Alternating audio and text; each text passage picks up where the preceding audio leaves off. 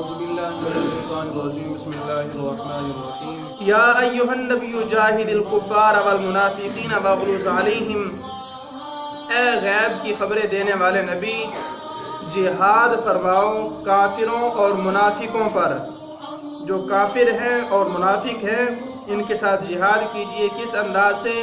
کہ کافروں پر تو تلوار اور جنگ سے، اور منافقوں پر اقامت حجت سے، کہ ان پر حجت قائم کیجئے، ان کی جو اعتراضات ہیں ان کو دور کیجئے، اور ان کے اندر جو غلط فہمیاں ہیں ان کو دور کیجئے، دین اسلام کے دلائل کو قائم کیجئے۔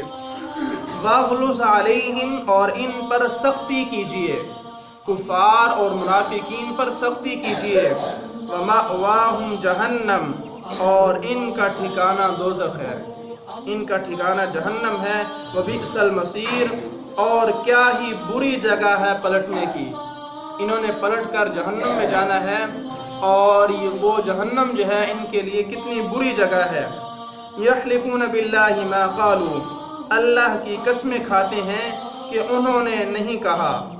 اس کا شان نزول یہ ہے کہ امام بغوی نے کلوی سے نقل کیا کہ یہ آیت جلاس بن سوید کے حق میں نازل ہوئی۔ واقعہ یہ تھا کہ ایک روز سید عالم صلی اللہ تعالی علیہ وسلم نے تبوک میں خطبہ فرمایا، اس میں منافقین کا ذکر کیا اور ان کی بدحالی اور بدمعالی کا ذکر کیا کہ یہ کن برے حالات میں ہیں اور کن برے حالات کی طرف یہ مائل ہو رہے ہیں۔ یہ سن کر جلاس نے کہا کہ اگر محمد صلی اللہ تعالی علیہ وسلم سچے ہیں تو ہم لوگ گدھوں سے بھی بدتر ہیں، کہ جس طرح منافقین کا ذکر کیا جا رہا ہے، اگر واقعتاً ایسا ہی ہے تو پھر ہم سے گدھے بہتر ہیں اور ہم گدھوں سے بھی بدتر ہیں۔ جب حضور مدینہ واپس تشریف لائے تو عامر بن قیس نے حضور سے جلاس کا مقولہ بیان کیا کہ جلاس نے یہ کہا تھا۔ جلاس نے انکار کیا اور کہا کہ یا رسول اللہ، عامر نے مجھ پر جھوٹ بولا ہے۔ حضور نے دونوں کو فرمایا کہ منبر کے پاس جا کر قسم اٹھاؤ۔ مقدس مقامات کا جو ہے ذکر قرآن میں ملتا ہے اور تبرکات کا یہاں سے ذکر ملتا ہے، ورنہ وہ حضور وہیں پر فرما رہے تھے کہ یہیں پر کھڑے ہو کر قسم اٹھاؤ، نہیں، فرمایا کہ میرے منبر کے پاس جاؤ اور وہاں پر جا کر جو ہے تم قسم اٹھاؤ، اور منبر کے پاس جا کر جو ہے تم قسم اٹھاؤ۔ جلاس نے نماز عصر کے بعد منبر کے پاس کھڑے ہو کر اللہ کی قسم کھائی کہ یہ بات اس نے نہیں کہی اور عامر نے اس پر جھوٹ بولا ہے۔ پھر عامر نے کھڑے ہو کر قسم کھائی کہ بے شک یہ مقولہ جلاس نے کہا ہے اور میں نے اس پر جھوٹ نہیں بولا۔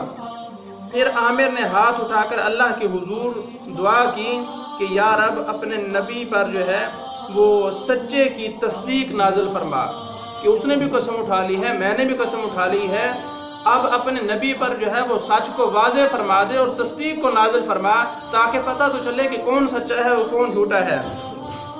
ان دونوں کے جدا ہونے سے پہلے ہی حضرت جبرائیل امین جو ہے وہ تشریف لائے اور یہ آیت لے کر نازل ہوئے۔ آیت میں فَإِن يَتُوبُوا يَكُ خَيْرًا لَّهُمْ، کہ اگر وہ توبہ کرتے تو ان کے لیے بہتر تھا۔ یہ حصہ بھی ساتھ تھا۔ جب یہ آیت سنائی گئی تو یہ حصہ سن کر جلاس کھڑے ہو گئے اور عرض کیا، یا رسول اللہ، سنیے، اللہ نے مجھے توبہ کا موقع عطا فرمایا ہے، اللہ نے مجھے توبہ کا موقع عطا فرمایا ہے۔ عامر بن قیس نے جو کچھ کہا تھا سچ کہا تھا، میں نے وہ کلمہ کہا تھا اور اب میں توبہ اور استغفار کرتا ہوں۔ حضور نے ان کی توبہ کو قبول فرمایا اور وہ توبہ پر پھر ثابت قدم رہے۔ تو حضور کے منبر کے قریب کھڑے ہو کر دعا کرنے کی برکت دیکھیں کہ اللہ نے فوراً قرآن کو نازل کیا اور ان کی دعا کو قبول کیا۔ تو آج بھی جو خوش نصیب احباب وہاں پر حاضر ہوتے ہیں ان کو چاہیے کہ وہ منبر رسول کے قریب ہو کر جو ہے وہ اللہ کی بارگاہ میں دعائیں مانگیں۔ مقبول جگہوں میں سے ایک جگہ ہے کہ جہاں پر دعائیں جو ہیں وہ قبول ہوتی ہیں۔ تو وَلَقَدْ قَالُوا كَلِمَةَ الْكُفْرِ وَكَفَرُوا بَعْدَ إِسْلَامِهِمْ وَهَمُّوا بِمَا لَمْ يَنَالُوا، اور بے شک ضرور انہوں نے کفر کی بات کہی اور اسلام میں آ کر کافر ہو گئے، اور وہ چاہا، وَهَمُّوا، اور انہوں نے اس چیز کا ارادہ کیا، وہ چاہا تھا، بِمَا لَمْ يَنَالُوا، جو انہیں نہ ملا۔ مجاہد نے کہا کہ جلاس نے اپنے بھید کے کھل جانے کی وجہ سے اپنا راز جو بتا بیٹھے اور اس راز کو افشا ہونے کے اندیشہ سے عامر کے قتل کرنے کا ارادہ کیا تھا کہ اب میں نے بات تو کر دی ہے اور اگر یہ بات حضور تک پہنچ گئی تو میرا راز کھل جائے گا، لہٰذا عامر کو قتل کر دیتے ہیں۔ اس کی نسبت اللہ تعالیٰ فرماتا ہے کہ وہ پورا نہ ہوا، جو لاش جو ہے وہ عامر کو قتل نہ کر سکے۔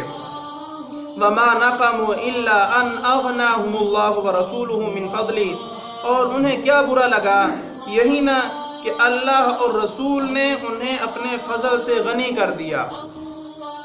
اللہ اور اس کے رسول نے انہیں اپنے فضل سے جو ہے وہ غنی کر دیا، ایسی حالت میں ان پر شکر واجب تھا نہ کہ ناشکری۔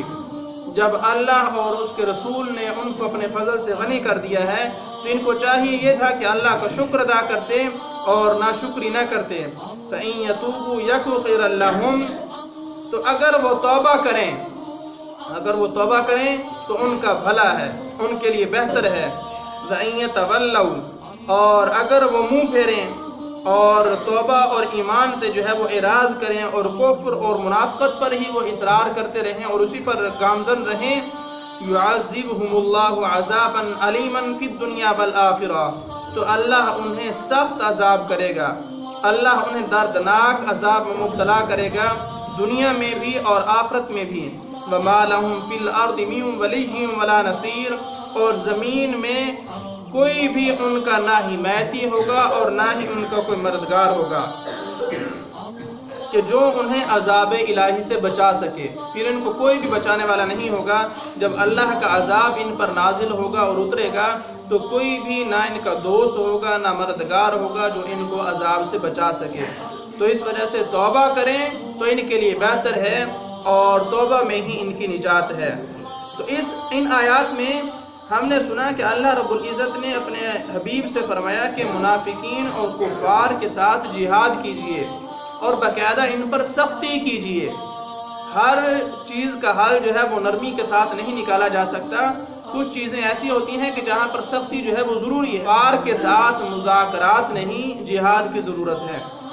جو مذاکرات کی بات نہیں مانتے، مذاکرات کی بات نہیں سنتے، مذاکرات کے ذریعے کسی چیز کا حل نہیں نکلا۔